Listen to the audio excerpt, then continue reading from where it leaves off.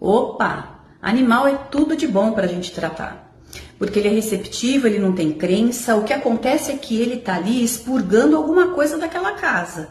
Porque ele vai ter lá as questões dele física, mas vai só potencializar a hora que sintoniza, que vai ressoar com o que o dono está ali. Porque ele vai escolher um dono, né? Ele escolhe um da casa, mas ele limpa a casa toda. Cachorro, gato, papagaio, periquito, seja o que for.